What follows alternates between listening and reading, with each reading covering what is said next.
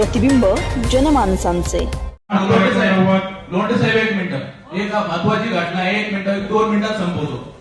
आदरणीय महापौर मॅडम, आदरणीय उपमहापौर साहेब, आयुक्त साहेब, आज आपल्या प्रभागामधील जो वाळूचा मार्गाचा रस्ता आहे, आयुक्त साहेब तुमच्यासाठी हा मुद्दा आहे।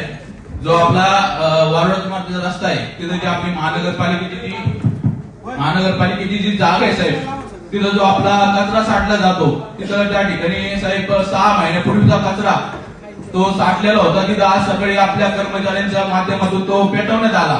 तर तेवढ्या मोठ्या प्रमाणात तो कचरा आहे साहेब, मी तुम्हाला देखील उपमहापौर साहेब तो व्हिडिओ टाकलाय, मी तुम्हालाही टाकले महापौर साहेब, आपलं आयुक्त साहेब, त्या ठिकाणी एखाद्या इस्रायली युद्धाचा बॉम्ब येऊन पडला का काय, एवढे मोठ्या प्रमाणात तिथं आता आग चालू होती साहेब। तिथं विझवण्यासाठी 4 आपल्या पालिकेच्या गाड्या त्या ठिकाणी गेल्या। तर त्या ठिकाणी दर 6 महिन्यात जर ही घटना होत असेल साहेब, तिथं प्रत्येक येणाऱ्या जाणाऱ्या पुण्याचं काम चालू साहेब कल्याण रोडला, तिथून प्रत्येक नागरिक त्या वाटेने त्या ठिकाणी जातो कल्याण रोडचा। 6000 लोकांची समस्या आहे साहेब ती।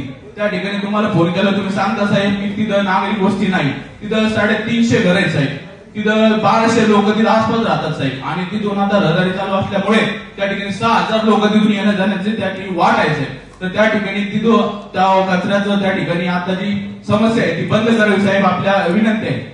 नवीन बातम्या आणि ताज्या घडामोडींसाठी आजच आपल्या चॅनलला सबस्क्राईब करा